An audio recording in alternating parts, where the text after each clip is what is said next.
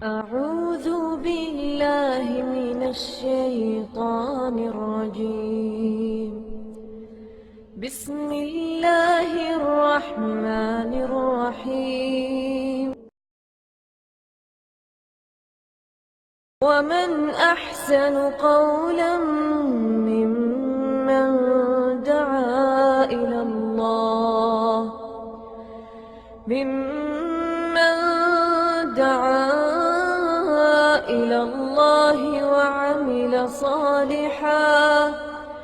وعمل صالحا وقال إنني من المسلمين.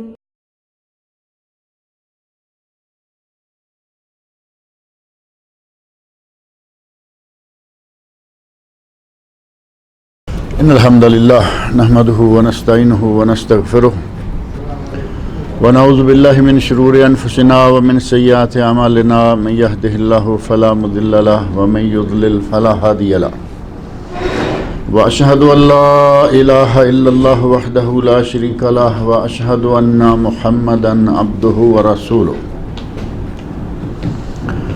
أما بعد فإن خير الحديث كتاب الله وخير الهدي هدي محمد صلى الله عليه وسلم وشر الأمور محدثاتها وكل محدثة بدعة وكل بدعة ضلالة وكل ضلالة في النار. رب اشرح لي صدري ويسر لي أمري واحلل عقدة من لساني يفقهوا قولي. رب أعوذ بك من همزات الشياطين وأعوذ بك رب أن يحضرون. اعوذ باللہ السمیع العلیم من الشیطان الرجیم. وَإِذَا مَسَّ الْإِنسَانَ ضُرٌّ دَعَا رَبَّهُ مُنِيبًا إِلَيْهِ ثُمَّ إِذَا خَوَّلَهُ نِعْمَةً مِّنْهُ نَسِيَ مَا كَانَ يَدْعُو إِلَيْهِ مِنْ قَبْلُ وَجَعَلَ لِلَّهِ أَنْدَادًا لِيُضِلَّ عَنْ سَبِيلِهِ. قُلْ تَمَتَّعْ بِكُفْرِكَ قَلِيلًا إِنَّكَ مِنْ أَصْحَابِ النَّارِ. أَمَّنْ هُوَ قَانِتٌ آنَاءَ اللَّيْلِ سَاجِدًا وَقَائِمًا يَحْذَرُ الْآخِرَةَ وَيَرْجُو رَحْمَةَ رَبِّهِ قُلْ هَلْ يَسْتَوِي الَّذِينَ يَعْلَمُونَ وَالَّذِينَ لَا يَعْلَمُونَ إِنَّمَا يَتَذَكَّرُ أُولُو الْأَلْبَابِ.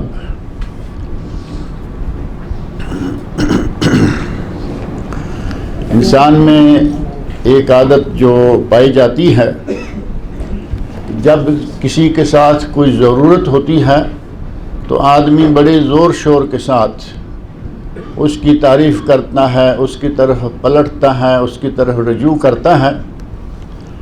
اور موقع بموقع آپ دنیا داری میں اپنے اندازہ کر کے دیکھ لینا، موقع بموقع بلکہ کبھی کبھی بے موقع بھی ٹیلی فون کر کے خیر و عافیت دریافت کرتا ہے، صرف اس لیے کہ مجھے ضرورت ہے اور میں ان کے ذہن میں رہوں، کہیں ایسا نہ ہو کہ ذہن سے نکل جاؤں. یہ ہمارا آپس میں معاملہ ہے. اور کچھ لوگ وہ ہیں کہ جو اللہ رب العزت کو بھی کچھ اسی انداز سے ڈیل کرنا شروع کر دیتے ہیں. جب ضرورت ہے بڑے انہماک، بڑی دلچسپی، بڑی توجہ اور بڑے رجوع کے ساتھ اللہ کو پکاریں گے، اور جب ضرورت نکل گئی اس کے بعد تو کون اور میں کون، وہ معاملہ شروع کر دیتے ہیں. یہ انسان میں جس قدر عادت پکی ہے اور عام ہے، اسی قدر اللہ رب العزت نے قرآن کریم میں اس مسئلے کو جا بجا بیان فرمایا. مختلف پیرائن میں اللہ رب العزت نے قرآن کریم کے بہت سے مقامات میں اس مسئلے کو بیان فرمایا اور ارشاد فرمایا. یہاں سورۃ الزمر کی آیت نمبر 8 میں وَإِذَا مَسَّ الْإِنسَانَ ضُرٌّ دَعَا رَبَّهُ مُنِيبًا إِلَيْهِ. جب انسان کو کوئی تکلیف پہنچتی ہے، کوئی مشکل آتی ہے، کوئی مصیبت آتی ہے، دعا ربہ منیبًا الیہ، تو یہ اپنے رب کو پکارتا ہے دل سے رجوع کرتے ہوئے، خالص توجہ کے ساتھ. منیب انابہ اللہ کا معنی ہوتا ہے پورے دل سے، پورے من سے اللہ رب العزت کی طرف رجوع کر لینا، پوری توجہ کے ساتھ اور انتہائی گہرائی کے ساتھ اللہ کی طرف رجوع کیے ہوئے، خوب رجوع کے ساتھ یہ اللہ کو پکارتا ہے. ثم اذا خولہ نعمتا منہ، اور جب اللہ رب العزت اپنی طرف سے اسے وہ نعمت دے دیتا ہے، اگر اس کا کوئی مطالبہ ہے تو وہ مطالبہ پورا ہو جاتا ہے، اگر کوئی اس پر مصیبت آئی ہوئی ہے اس کو وہ ٹلوانا چاہتا ہے، وہ مطالبہ ہے تو اللہ تعالیٰ وہ پورا کر دیتا ہے۔ جیسے ہی اللہ رب العزت کی یہ نعمت اس پر ہو جاتی ہے، نَسِیَ مَا كَانَ يَدْعُو إِلَيْهِ مِن قبل، تو تھوڑا پہلے جو دعائیں مانگ رہا تھا، تھوڑا پہلے جو اللہ کے ساتھ ایک گہرا تعلق بنائے ہوئے تھا، وہ سارے کا سارا بھول جاتا ہے۔ وَجَعَلَ لِلَّهِ أَنْدَادًا، اور اللہ کے ساتھ شریک ٹھہرانا اور شریک مقرر کرنا شروع کر دیتا ہے، لِيُضِلَّ عَنْ سَبِيلِهِ، تاکہ وہ لوگوں کو بھی اللہ کے راستے سے گمراہ کرے، بھٹکائے اور بدراہ کرے۔ خود تو گمراہ ہے، لیکن ساتھ ہی وہ کسی نہ کسی رنگ میں یہ کوشش بھی کرتا ہے کہ دوسروں کو بھی اسی طرح لگا لے۔ آپ اندازہ کریں کہ ہمارے ملکوں میں ایسے لوگ موجود ہیں جو خود تو گمراہ ہوتے ہی ہیں، اپنے ساتھ دوسروں کو گمراہ کرنے کے لیے وہ کہانیاں سنائیں گے، وہ قصے بیان کریں گے۔ ہمارے یہاں اولاد نہیں ہوتی تھی اور ہم فلاں سرکار کے پاس گئے تو اولاد ہو گئی۔ اب کیا معنی لیا جائے گا اس کا؟ اس کے نزدیک اولاد اس سرکار نے دی ہے۔ ہم فلاں مصیبت میں مبتلا تھے، ایک عرصہ تک مسلسل پریشان رہے، پریشانی دور نہیں ہو رہی تھی، ہمیں فلاں دربار سے حاجت حاصل ہو گئی، ہماری حاجت براری فلاں دربار والے نے کر دی۔ اب یہ کیا کر رہا ہے؟ خود تو گمراہ ہے، اب دوسرے لوگوں کو بھی گمراہ کر رہا ہے، وہ بھی دیکھیں گے، سنیں گے۔ کمزور ایمان آدمی جسے 2-3 سال ہو گئے انتظار کرتے ہوئے اولاد نہیں ہوئی، وہ جب یہ سنتا ہے تو شیطان ساتھ لگا ہوا ہے، وہ اور اس معاملے کو مزین کر کے اس کے سامنے پیش کر دیتا ہے کہ کیوں تم اڑے ہوئے ہو؟ جب لوگوں کو درباروں سے مل رہی ہے، تم بھی کسی سرکار کے ساتھ اپنا کانٹرا لگا لو، تمہیں بھی مل جائے گی۔ اللہ رب العزت نے فرمایا پہلے ہماری طرف بڑے رجوع، خوب رجوع کے ساتھ ہماری طرف توجہ تھی اور ہم سے مانگتا رہا، اور جب ہم نے دے دیا تو ہمارا راستہ بھی چھوڑ دیا اور دوسرے لوگوں کو بھی ہمارے راستے سے روکنا شروع کر دیا۔ لِيُضِلَّ بِهِ عَنْ سَبِيلِهِ، وہ اللہ کے ساتھ دوسروں کو شریک قرار دینا شروع کر دیتا ہے تاکہ لوگوں کو اللہ کے راستے سے ہٹائے۔ اللہ رب العزت نے آج سے 1400 برس پہلے کی حالت بیان کی جو آج ہمارے موجودہ معاشرے پر برابر فٹ آ رہی ہے۔ آپ یہ کہانیاں سنتے ہوں گے، بھیا فلاں جگہ جاؤ، فلاں جگہ سے یہ ملتا ہے، فلاں جگہ چلے جاؤ، وہاں سے یہ ملتا ہے، اور لوگ تھوڑی دیر سنتے ہیں، کچھ تھوڑا مضبوط ایمان والا 4-6 مہینے نکال گیا، اور جیسے ہی ذرا اور دیر ہوئی ایمان پتلا ہونا شروع ہو گیا اور راستہ اختیار کر لیا کسی نہ کسی سرکار کا، دربار کا، مزار کا، جبکہ ہر شخص اپنے اندر سے یہ جانتا ہے کہ اولاد صرف اللہ دیتا ہے۔ کیا اس میں کوئی شک ہے؟ اولاد صرف اللہ دیتا ہے۔ آپ دنیا بھر کے مزار، دنیا بھر کی سرکاریں، دنیا بھر کے دربار، ساری دنیا سے گھوم کے آ جائیں، اگر اللہ نے اولاد نہیں دینی تو نہیں دے گا، اور اگر اللہ نے اولاد دینی لکھی ہے تو وہ آپ کو گھر بیٹھے اپنے کمرے میں بیٹھے اللہ سے مانگتے مل جائے گی۔ مسجد میں بیٹھ کے دعا کریں۔ حضرت زکریا علیہ السلام نے کہاں دعا مانگی تھی؟ کس مزار پر گئے؟ کس سے مانگا؟ مریم کے سامنے پھل دیکھے علیہ السلام، تازہ پھل دیکھے، پوچھا مریم یہ کہاں سے آئے؟ تو انہوں نے کہا من عند اللہ، یہ میرے رب کی طرف سے آئے ہیں۔ فوراً خیال آیا کہ میں دعا چھوڑ کے کیوں بیٹھ گیا ہوں؟ اللہ رب العزت بے موسم کے پھل دے سکتا ہے تو بوڑھے آدمی کو وہ اولاد بھی عطا کر سکتا ہے۔ اللہ رب العزت نے ابراہیم علیہ السلام کو بڑھاپے میں اولاد عطا کی، اللہ رب العزت نے حضرت زکریا علیہ السلام کو بڑھاپے میں اولاد عطا کی۔ جیسے ہی پھل دیکھے وہیں کھڑے مسجد میں محراب میں یہ دعا مانگی، اے اللہ مجھے اولاد عطا فرما۔ اللہ رب العزت نے اسی وقت فرشتہ بھیج دیا اب یہ کوئی آخری دعا نہیں تھی. حضرت زکریا علیہ السلام، ابراہیم علیہ السلام دعائیں مانگتے رہے. ہمارا ایک پرابلم یہ بھی ہوتا ہے کہ 2 4 6 مہینے نکل جائیں تو ہم سمجھتے ہیں کہ ہماری تو سنی ہی نہیں جائے گی، لہذا وہ چھوڑو، اب ادھر ادھر کا کوئی نہ کوئی راستہ تلاش کرو. انبیاء کرام، صالحین اور اللہ کے نیک بندے ہمیشہ اللہ رب العزت کے ساتھ تعلق قائم رکھتے ہیں. دعائیں مانگتے رہے. جب اس مرتبہ دعا مانگی، رب لا تذرنی فردا وانت خیر الوارثین، رب ہب لی من الصالحین، رب ہب لی من لدنک ذریۃ طیبہ انک سمیع الدعاء. انبیاء نے دعائیں مانگی، یا اللہ اولاد دے. اللہ رب العزت نے اولاد دی.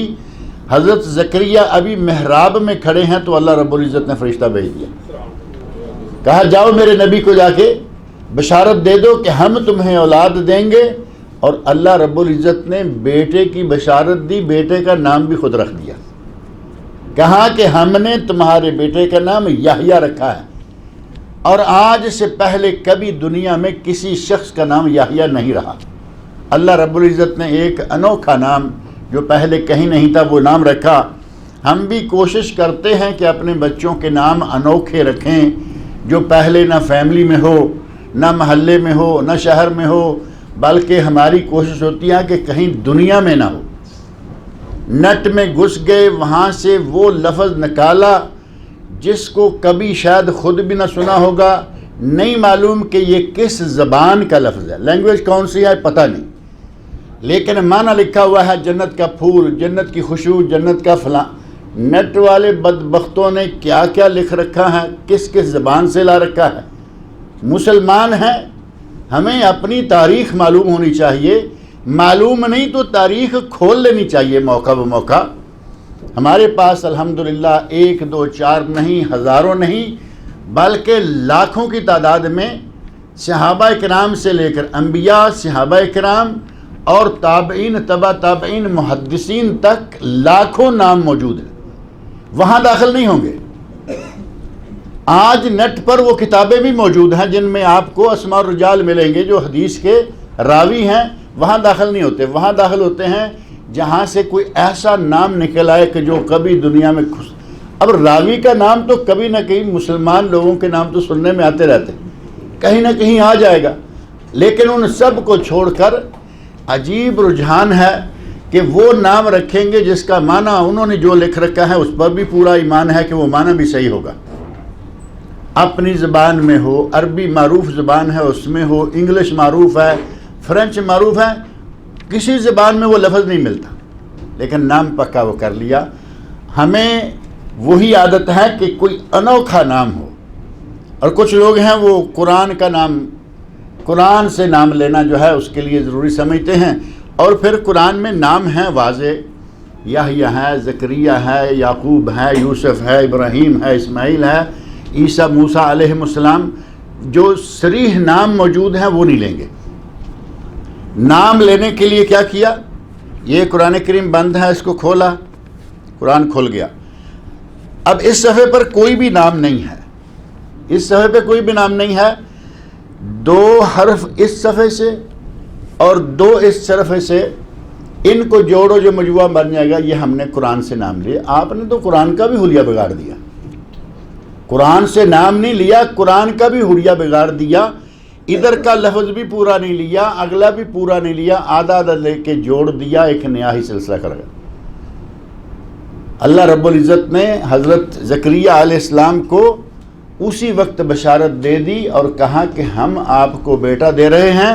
نام رکھا ہے یحییٰ، جس نام کا پہلے کوئی شخص کبھی نہیں گزرا، اور سیدم و حسورم و نبیم من الصالحین، سردار ہوگا اپنی قوم کا، انتہائی پاک باز ہوگا، نیک ہوگا، جوان ہوگا. اللہ رب العزت نے ساری صفات جو ہیں وہ بیٹے کی بھی بیان کر دیں.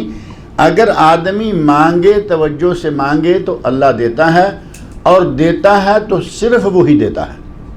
کوئی دربار، کوئی سرکار، کوئی مزار، کوئی قبر، کہیں سے اولاد نہیں مل سکتی سوائے اللہ رب العزت کے دربار کے.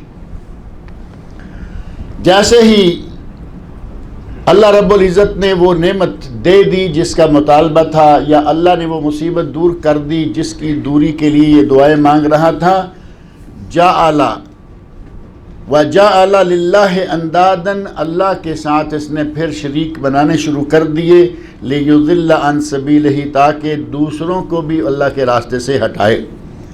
قل تمتع بکفرک قلیلا، اللہ نے فرمایا اے میرے نبی کہہ دیجئے اپنے اس کفر کے ساتھ تھوڑا عرصہ اور مزے اڑا لو، تمتع فائدہ اٹھا لو، بکفرک قلیلا، اپنے اس کفر کے ساتھ جو غیر اللہ کی عبادت میں اور اللہ کو چھوڑ کر، اللہ کی نعمتیں استعمال کر کے اس کو چھوڑ کر جو ادھر ادھر کی ہانکتے پھر رہے ہو، 4 دن اور نکال لو، انک من اصحاب النار، آخر کار تم جہنمی ہو، آخر کار تم کون ہوگے؟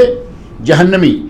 سورۃ الزمر کی اس آیت میں، آیت نمبر 8 میں اللہ رب العزت نے یہ بات فرمائی، اور یہی بات جا کے آیت نمبر 49 میں اللہ رب العزت فرمائی فَإِذَا مَسَّ الْإِنسَانَ ضُرٌّ دَعَانَا، جب انسان کو کوئی مصیبت پہنچتی ہے، کوئی مشکل آتی ہے تو ہمیں پکارتا ہے، ثُمَّ إِذَا خَوَّلْنَاهُ نِعْمَةً مِنَّا، پھر جب ہم اسے کوئی نعمت دے دیتے ہیں اپنی طرف سے، قَالَ إِنَّمَا أُوتِيتُهُ عَلَى عِلْمٍ، تو کہتا ہے کہ یہ تو میری قابلیت کی وجہ سے مجھے ملی ہے، اس میں اللہ کا کیا ہے؟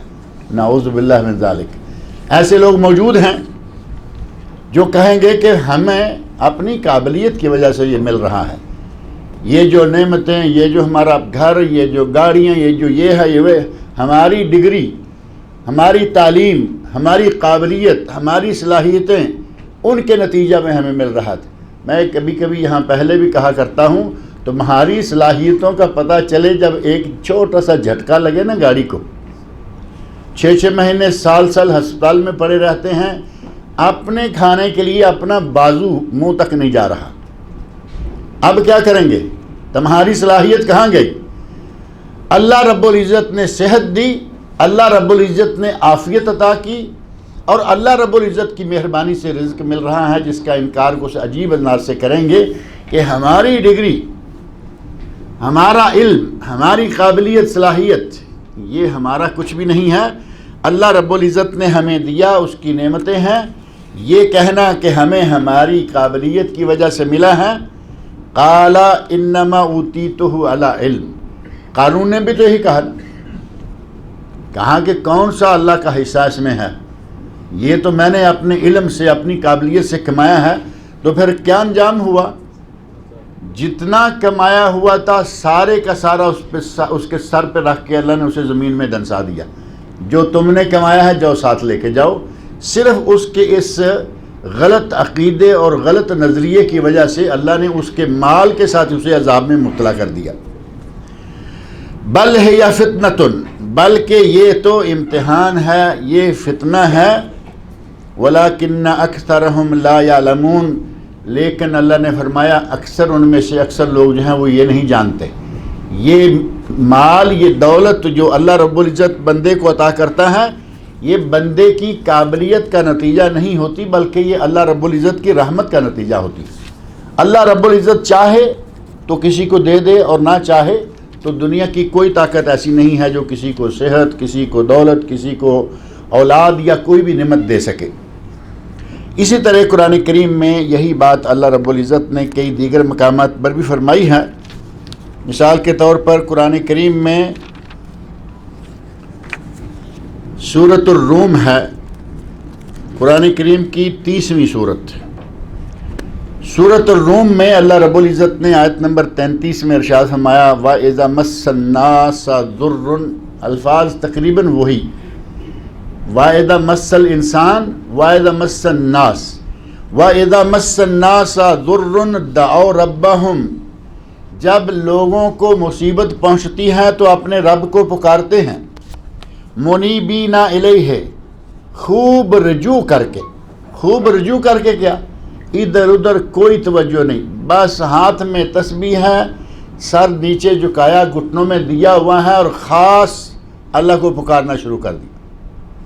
اور یہ تسبیح کا لفظ نکل گیا ہے، تسبیح لوگ لیے پھرتے ہیں لیکن یہ کوئی شرعی چیز نہیں ہے، تسبیح کا استعمال نبی اکرم صلی اللہ علیہ وسلم سے ثابت نہیں، نہ خلفائے راشدین سے، اور نہ ہی صحابہ کرام سے۔ یہ تسبیح کہاں سے آئی؟ میرا خیال آپ کو معلوم ہی ہوگا، ہندو مالا جپتے ہیں، عیسائیوں کے یہاں بھی یہ ہوتی ہے، یہود و ہنود سے یہ مسلمانوں میں آ گئی، اصل تسبیح مسلمانوں میں کبھی نہیں رہی۔ نبی صلی اللہ علیہ وسلم کہاں تسبیح کیا کرتے تھے؟ اپنے ہاتھ کی انگلیوں پر، اور بڑی آسان اور فرسٹ کلاس تسبیح ہے۔ آپ کی 5 انگلیاں ہیں اور ایک ہی ہاتھ استعمال کریں، کیونکہ نبی صلی اللہ علیہ وسلم کی یہ بھی سنت تھی کہ آپ 2 ہاتھ نہیں استعمال کرتے تھے۔ آپ دیکھیں گے بعض لوگ جو ہیں وہ تسبیح پھیر رہے ہوتے ہیں تو بیک وقت وہ دونوں ہاتھ، اور کئی مرتبہ تو عجیب سا لگتا ہے دونوں ہاتھ بھی استعمال کر رہے ہیں اور بیک وقت یہ 2 انگلیاں 6 ہو گئی نا، یہ وہ ایک لمحے میں 6 گزار دیتے ہیں۔ تھوڑی دیر کے لیے ایسے کیا اور وہ یہ جا رہے ہیں وہ جا رہے ہیں، پتہ نہیں اب انہوں نے کیا پڑھا یا کیا رکھا ہے۔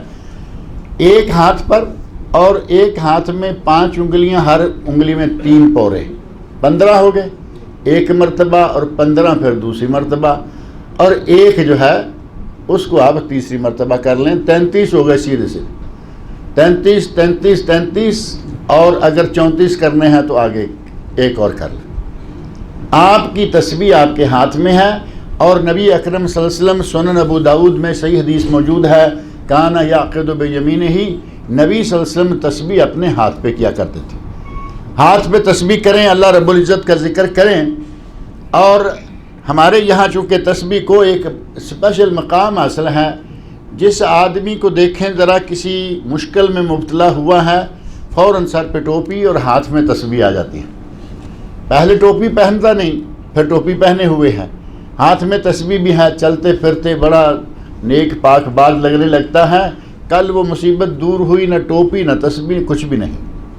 یہ ہے اللہ رب العزت کی نعمتوں کو پانے کے بعد ناشکری کا انتہائی بدترین ایک انداز۔ ادھر نعمت ملی، ادھر اس نے اپنا حال بدلا۔ اللہ رب العزت فرما رہے ہیں وَإِذَا مَسَّ النَّاسَ ضُرٌّ دَعَوْا رَبَّهُمْ مُنِيبِينَ إِلَيْهِ، بڑی خوب توجہ اور رجوع کر کے اللہ کو پکارتے ہیں۔ ثُمَّ إِذَا أَذَاقَهُم مِّنْهُ رَحْمَةً، اور جب اللہ اپنی رحمت چکھا دیتا ہے، رحمت مہیا کر دیتا ہے، مشکل دور کر دیتا ہے، نعمت عطا کر دیتا ہے، اذا فریق منہم بربہم یشرکون، تو ان لوگوں میں سے ایک فریق وہ ہے کہ جو اللہ کے ساتھ شرک کرنا شروع کر دیتے ہیں۔ لیکفروا بما آتیناہم، تاکہ وہ ناشکری کریں، انکار کریں ان چیزوں کا، ان نعمتوں کا جو ہم نے اسے دی ہیں۔ فتمتعوا فسوف تعلمون، اب تم فی الحال اس نعمت سے فائدہ اٹھا لو، تمہیں ان قریب پتہ چل جائے گا کہ یہ جو کرتوت تم نے کیا ہے اس کا نتیجہ کیا نکلتا ہے۔ یعنی نعمت پانے کے بعد تم نے اپنا راستہ ہی بدل لیا، فوری طور پر تم دوسری طرف رخ کر کے، اس کا نتیجہ ہم تمہیں دکھائیں گے کیا ہوتا ہے۔ اور سورہ بنی اسرائیل، جس کا دوسرا نام سورہ اسراء بھی ہے، اس کی آیت نمبر 67 میں ارشاد فرمایا وَإِذَا مَسَّكُمُ الضُّرُّ فِي الْبَحْرِ، جب تمہیں سمندر میں کوئی مصیبت آتی ہے۔ سمندر میں مصیبت آنے کی شکل کیا ہو سکتی ہے؟ آپ نے جہاز لیا، لانچ لی، سمندر میں داخل ہو گئے، سمندر کی تہ بڑی پرسکون ہے اور آپ چلتے جا رہے ہیں، اچانک ہوا چلی، اور ہوا چلنے کے نتیجہ میں موجیں آئیں۔ چھوٹی سی کشتی ہے تو اس کو تو ظاہر ہے کہ موج ایسے ہی ادھر سے ادھر ڈال دے گی، بڑے بڑے جہازوں کو خطرات پیش آ جاتے ہیں۔ اللہ نے فرمایا کہ جب تمہیں سمندر میں مصیبت آتی ہے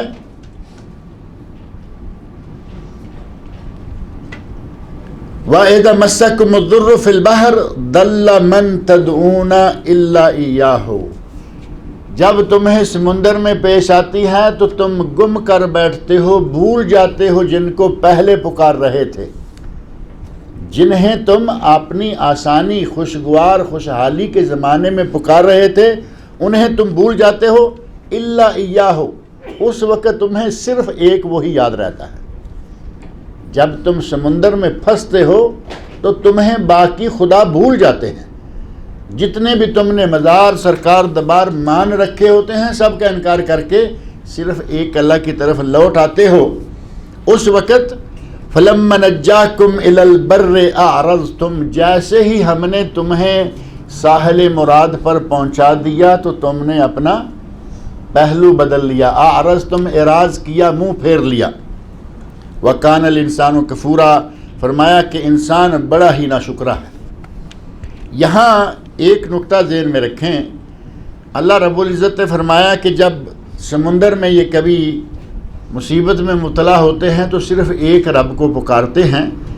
اس کا معنی یہ ہوا کہ انسان چاہے کتنا بڑا کافر کیوں نہ ہو، کتنا بڑا مشرک کیوں نہ ہو، اس کے دل کے کسی اندرونی خانے میں یہ بات ضرور ہے کہ آخری سرکار صرف اللہ کی ذات ہے۔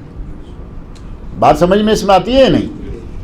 جیسے مصیبت پڑتی ہیں تو پھر صرف اللہ کو یاد کرتے ہیں۔ اس کا معنی یہ ہوا کہ عام خوشحالی کی زندگی میں کفر کر رہے ہیں، شرک کر رہے ہیں، سرکاروں درباروں مزاروں کو مان رہے ہیں، ان پہ جا کے سجدے کر رہے ہیں، ان کی مٹی چاٹ رہے ہیں، لیکن جیسے ہی مصیبت میں مبتلا ہوتے ہیں سب چیزوں کو بھول کر اسی طرف رجوع کر لیتے ہیں۔ اس بات کو اگر ذہن میں رکھیں تو پتہ چلتا ہے کہ انسان کے ذہن کے پچھلے خانے میں اللہ رب العزت کی ذات اور وجود موجود ہے۔ اگر ایسا نہ ہو تو پھر جسے ساری عمر پکار رہا ہے اسے پکارتا رہے۔ مشرکین مکہ کا یہی عالم تھا، اور آج کے مشرک اس سے بالکل برعکس۔ آج کے مشرک عام حالات میں اللہ کو پکارتے رہتے ہیں، اور جیسے ہی مشکل پیش آتی ہے غیر اللہ کو پکار، بالکل الٹ۔ وہ مشکل میں اللہ کو پکارتے تھے، ہمارا مسلمان جب شرک پہ آتا ہے تو مشکل میں غیر اللہ کو پکارنا شروع کر دیتا ہے۔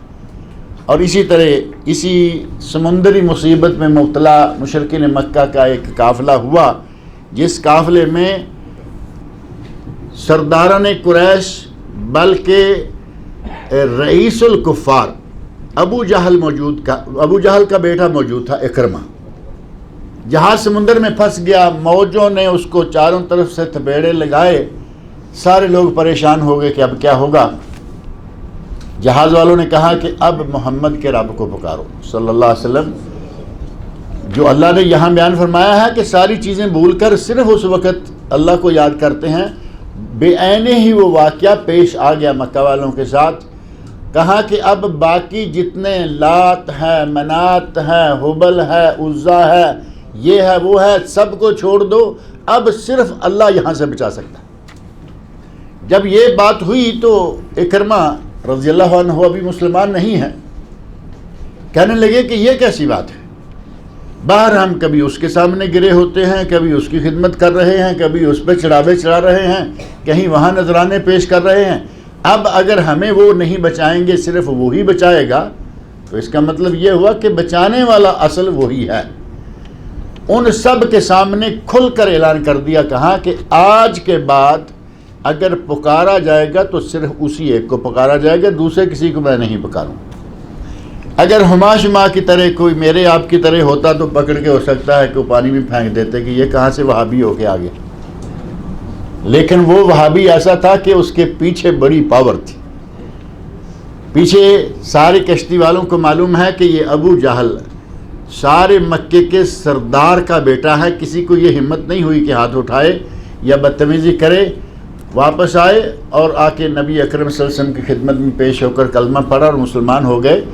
اللہ رب العزت نے فرمایا کہ جب یہ سمندر میں گھر جاتے ہیں تو وہاں صرف اللہ کو پکارتے ہیں، دوسرے سب چیزوں کو بھول جاتے ہیں، لیکن جیسے ہی یہ باہر نکلتے ہیں اللہ رب العزت کو پھر بلا دیتے ہیں، اعراض کر دیتے ہیں۔ وَكَانَ الْإِنسَانُ كَفُورًا، اور انسان بڑا ہی ناشکرا ہے، انسان بڑا ہی ناشکرا ہے۔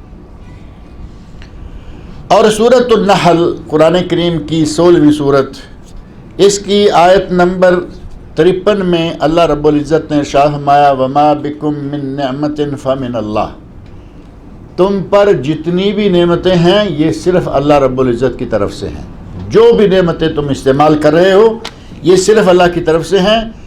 ثُمَّ إِذَا مَسَّكُمُ الضُّرُّ فَإِلَيْهِ تَجْأَرُونَ، اور پھر جب تمہیں کوئی مصیبت پیش آ جائے تو اسی کی طرف گڑ گڑاتے ہو، اسی کی طرف توجہ کرتے ہو۔ ثم اذا کشف الضر عنکم اذا فریق منکم بربہم یشرکون، جیسے ہی وہ مصیبت دور ہو جاتی ہے تو پھر تم اس رب کو بھول جاتے ہو اور تم اللہ کے ساتھ شرک کرنا شروع کر دیتے ہو۔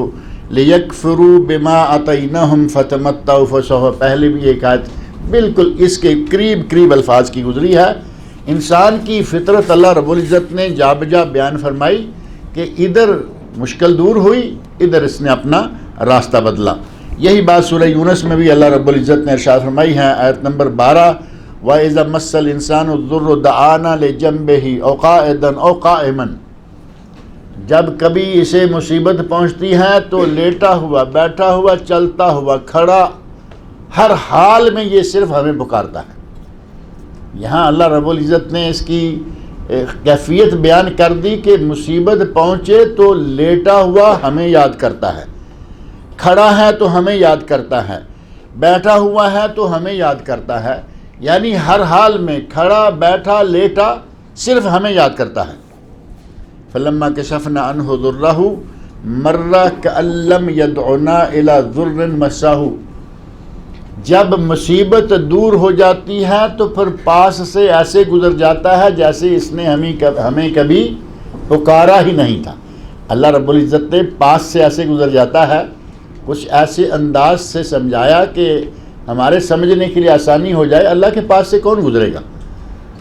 فرمایا کہ جیسے کوئی آدمی احسان کرے کسی پر اور جب وہ کام ہو جائے تو جاتے ہوئے کہتے ہیں نا کہ السلام علیکم لینے کے لیے بھی تیار نہیں ہے۔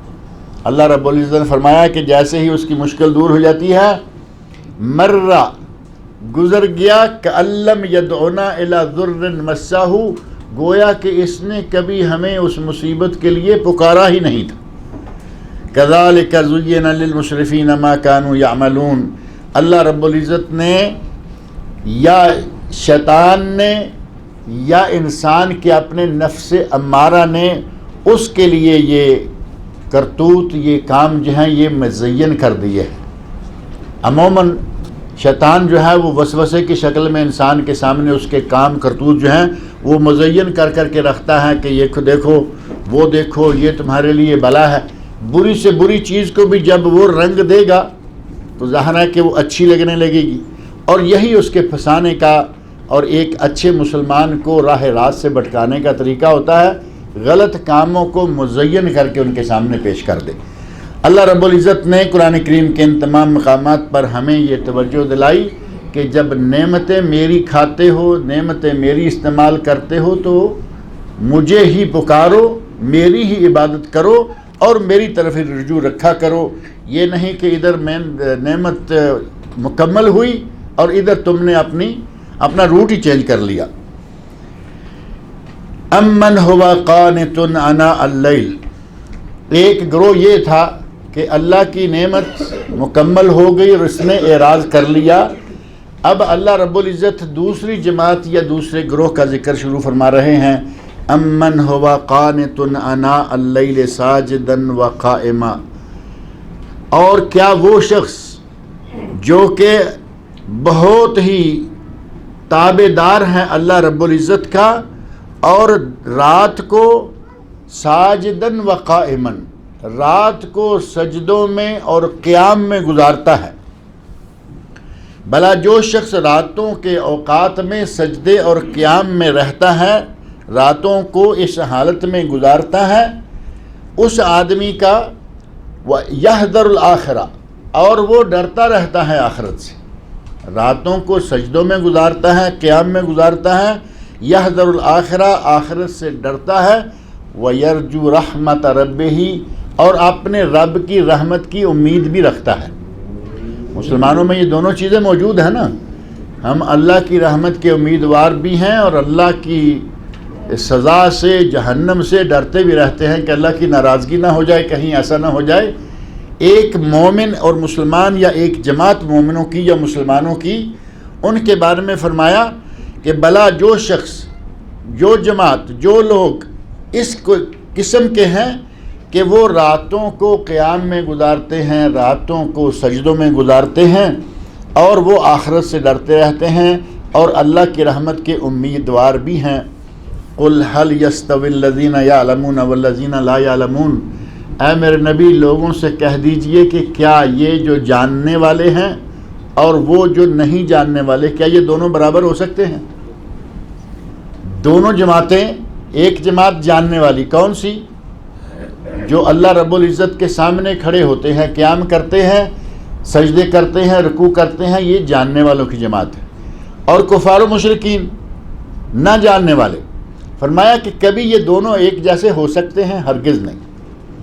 اور یہاں اللہ رب العزت کا یہ انداز دیکھیں، فرمایا کہ جاننے والے اور نہ جاننے والے ایک جیسے ہو سکتے ہیں۔ کفار و مشرکین کتنے پڑھے لکھے بھی کیوں نہ ہوں گے، اللہ نے فرمایا کہ یہ جاننے والے نہیں ہیں۔ قرآن میں اللہ رب العزت نے مشرکین کو بار بار بے عقل قرار دیا ہے۔ جو بے عقل ہے وہ جاننے والا کیا ہوگا، وہ عالم کیا ہوگا؟ اگر اس نے دنیا بھر کی لائبریریاں بھی چاٹ رکھی ہوں گی اور پڑھ رکھی ہوں گی، اللہ نے اسے بے علم قرار دیا، اللہ نے اسے بے عقل قرار دیا ہے۔ عقل اور علم کا انتساب اللہ نے صرف اہل ایمان کے ساتھ کیا ہے۔ عقل مند ہے تو ایماندار، اور اگر علم والا ہے تو وہ ایماندار ہے۔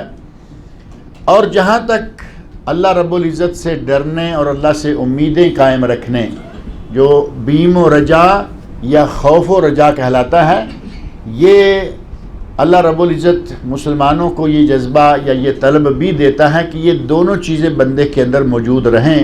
نبی اکرم صلی اللہ علیہ وسلم حضرت انس رضی اللہ عنہ بیان فرماتے ہیں، سنن ابو داؤد اور ترمذی میں یہ حدیث موجود ہے، جامع ترمذی اور سنن ابن ماجہ میں۔ حضرت انس فرماتے ہیں کہ نبی صلی اللہ علیہ وسلم ایک آدمی کے پاس گئے جو قریب المرگ تھا، یعنی آدمی صاحب فراش ہے، بستر پر پڑا ہوا ہے۔ آپ اس کے پاس جا کے کہتے ہیں کہ تم اپنے آپ کو کیسا محسوس کرتے ہو؟ عموماً یہ کہا جاتا ہے نا کہ بھائی کیا محسوس کر رہے ہو، کوئی تکلیف ہے، کوئی پریشانی ہے، کوئی کچھ ہے۔ تو وہ آدمی صحابی رسول ہے، بیمار ہے، قریب المرگ ہے، تو پوچھا کہ تم کیا محسوس کر رہے ہو؟ کہا یا رسول اللہ، مجھے اللہ رب العزت سے ڈر بہت آ رہا ہے، اور مجھے اللہ رب العزت کی رحمت کی بھی بڑی امید ہے۔ مجھے ڈر بھی بڑا آ رہا ہے اپنے عمل کے حساب سے، اور اللہ کی رحمتوں کے حساب سے مجھے امید بھی بڑی ہے۔ تو نبی اکرم صلی اللہ علیہ وسلم نے اسے بشارت دی، کہا کہ جو آدمی اللہ سے ڈرتا ہے اور اس سے امید رکھتا ہے، اللہ اس کی امیدوں کو پورا کرے گا۔ اہل ایمان کو اللہ رب العزت نے یہ بھی ایک عظیم نعمت دے رکھی ہے کہ اللہ کا ڈر ہو اور ساتھ ہی اللہ کی رحمتوں کی امید ہو۔ اللہ رب العزت اپنی رحمتیں دنیا میں بھی اور آخرت میں بھی وہ دائم کر دیتا ہے۔ قل هل يستوي الذين يعلمون والذين لا يعلمون، کہہ دیجئے کہ کیا جاننے والے اور نہ جاننے والے، کیا عالم اور غیر عالم، عالم اور جاہل، اور کیا عامل اور بے عمل برابر ہو سکتے ہیں؟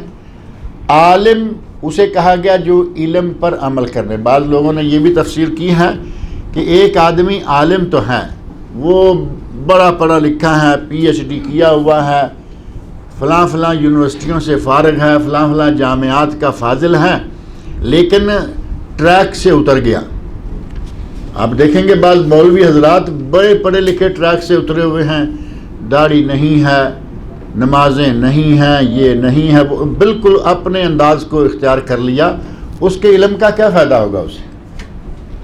اس آدمی کا علم وہ کتابوں کا وہ مثال ہے جو اللہ رب العزت نے دی ہے کہ جیسے کل حمار یحمل اسفارا، یہ وہ گدھا ہے جو اپنے اوپر کتابیں لادے ہوئے ہیں۔ گدھے پر کتابیں لادی ہوئی ہوں گی تو کہ گدھا عالم دین ہو جائے گا؟ ایک آدمی اگر عالم ہے اور اپنے علم پر عمل نہیں کرتا تو اس کی مثال اللہ نے وہ دی ہے۔ ایسے لوگ جو علم تو رکھتے ہیں لیکن عمل نہیں کرتے، ان کو بھی بے علم شمار کیا گیا، اور عالم اس کو شمار کیا جائے جو اپنے علم پر عمل کرے، علم چاہے تھوڑا ہی کیوں نہیں۔ بلکہ بعض مفسرین نے لکھا کہ اگر آدمی بالکل بے علم ہے، بالکل پڑھا لکھا نہیں، اللہ کی ذات سے ڈرتا ہے، فرائض واجبات پر عمل کرتا ہے، تو حقیقت کا علم اسے ہے۔ حقیقت کیا ہے؟ کہ اس کائنات کا صرف اللہ ہی خالق و مالک، حقیقت کو یہ جانتا ہے، اس کا یہی علم اس کو عالم قرار دینے کے لیے کافی ہے۔ یہ ہیں عالم، اور جو آدمی دنیا بھر کی کتابیں پڑھے ہوئے ہیں لیکن نہ عمل کرتا ہے نہ حقیقت کو جانتا ہے، وہ شخص عالم نہیں ہے۔ لہذا فرمایا قل هل يستوي الذين يعلمون والذين لا يعلمون، کہہ دیجئے کہ جو جانتے ہیں علم والے ہیں اور جو نہیں جانتے بے علم ہیں، کیا یہ دونوں ٹولے برابر ہو سکتے ہیں؟ کبھی بھی برابر نہیں ہو سکتے۔ انما یتذکر اولو الالباب، بے شک نصیحت تو وہی حاصل کرتے ہیں جو کہ عقل مند ہوتے ہیں۔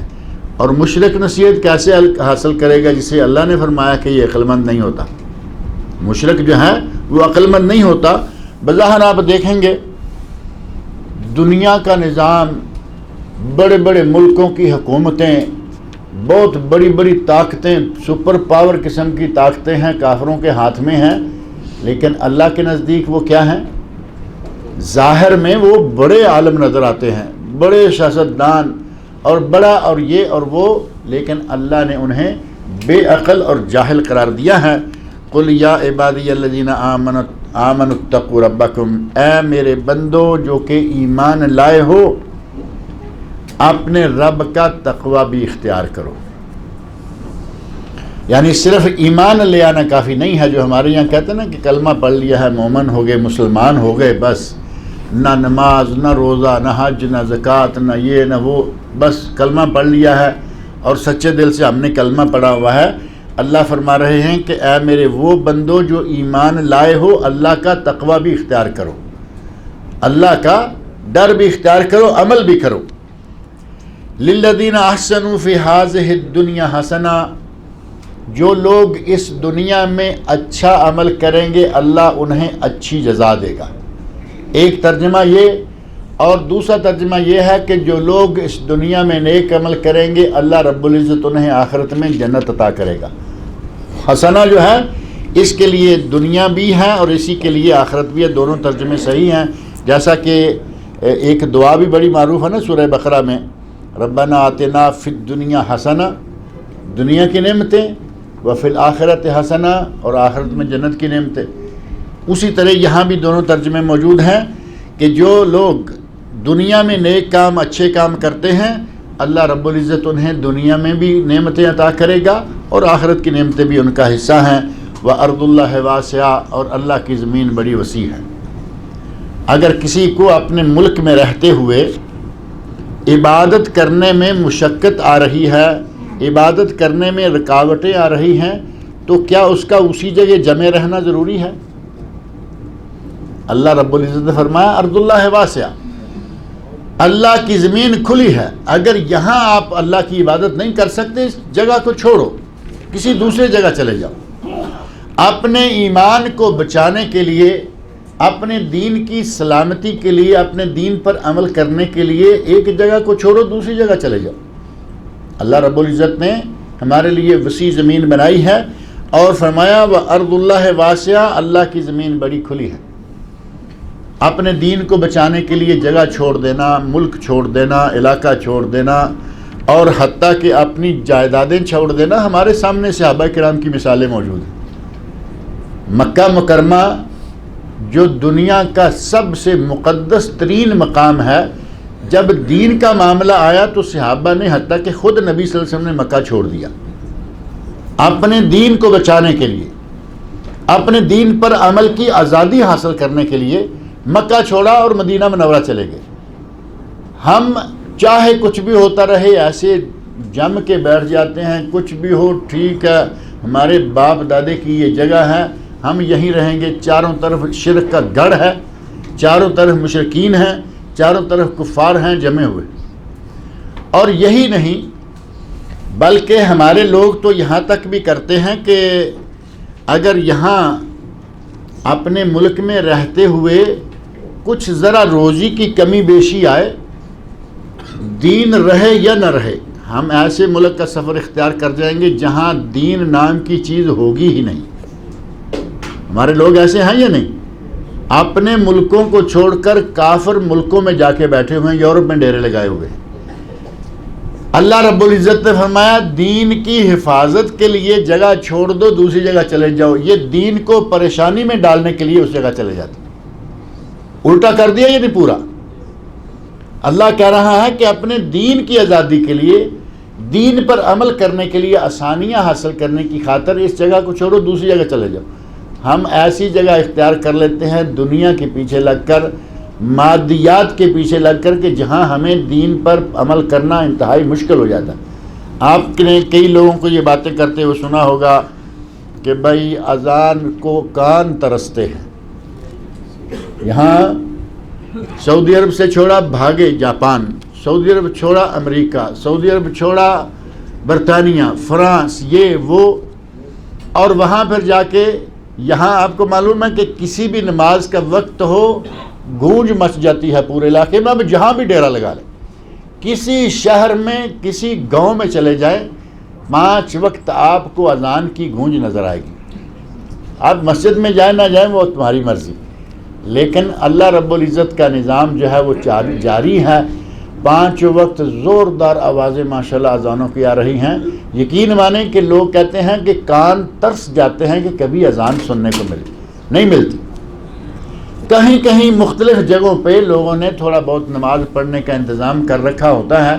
کوئی گھر خریدا، اسے مسجد کا نام دے دیا، کوئی چرچ خریدا، اسے مسجد کا نام دے دیا۔ وہاں پابندی ہے کہ باہر کا اسپیکر کام نہیں کرے گا۔ اب خواتین گھروں میں ہیں، وہ اذان سن پائیں گی؟ نہیں سن پائیں گی۔ جو لوگ اذان کے وقت مسجد میں نہیں ہیں وہ اذان سن پائیں گے؟ نہیں سن پائیں گے۔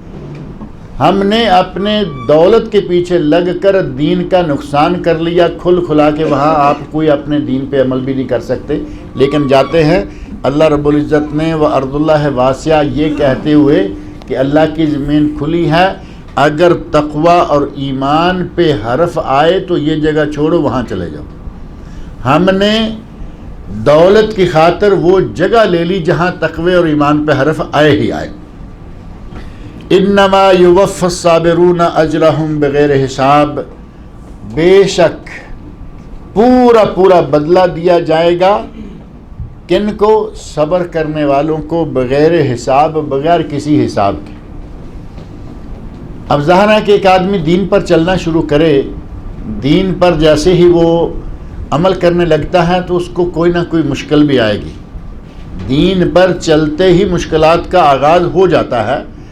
آپ کسی بھی آدمی کو دیکھ لیں، اگر صحیح معنوں میں دین پہ چلے گا، پہلے دن سے باتیں، ادھر سے باتیں، ادھر سے باتیں، تان تشنیع، اشارے، اور پھر بعض دفعہ دین کی وجہ سے بڑی بڑی رکاوٹیں اور تکلیفیں، دین کی وجہ سے بڑی ساری اذیتیں، صحابہ کرام کے دور سے لے کے آج تک دیکھیں کہ دین کی وجہ سے اذیتیں آ رہی ہیں مختلف رنگوں میں، قید و بند کے اذیتیں صرف دین کی وجہ سے، مار کٹائی، سر پٹول دین کی وجہ سے، یہ ساری کی ساری مصیبتیں جو ہیں وہ دین کی وجہ سے آ سکتی ہیں، آتی رہتی ہیں۔ اللہ نے فرمایا کہ دین پہ عمل کرتے رہو، مصیبتیں آئیں گی تو صبر سے کام لو، اللہ رب العزت تمہیں بے حساب اجر دے گا۔ یہاں 2 لفظ ہیں اکٹھے، ایک ہے انما یوفی الصابرون، پورا بدلہ دیا جائے گا صبر کرنے والوں کو، اور آگے ہے انما یوفی الصابرون اجرہم بغیر حساب، بغیر حساب کے پورا بدلہ دیا جائے گا، اور پھر حساب بھی نہیں۔ جب حساب نہیں تو اس کا معنی یہ کہ اللہ رب العزت ان کو لا انتہا نعمتوں سے نوازے گا۔ اگر کہیں کسی چیز کی کوئی حد ہو، کوئی انتہا ہو، تو وہ تو محدود ہو گئی نا، وہ تو حساب کتاب میں آ گئی۔ اللہ نے فرمایا حساب کتاب کے بغیر اتنی نعمتوں سے نوازوں گا کہ کوئی حساب نہیں ہوگا، کوئی حد نہیں ہوگی، کوئی شمار نہیں ہوگا۔ اللہ رب العزت ہمیں بھی ان لوگوں میں سے بنائے جن کو اللہ رب العزت بے شمار نعمتوں سے نوازے گا۔ اللہ رب العزت مجھے اور آپ سب لوگوں کو قرآن کریم پڑھنے، سننے، سمجھنے اور اس کے احکام پر عمل کرنے کی توفیق عطا فرمائے۔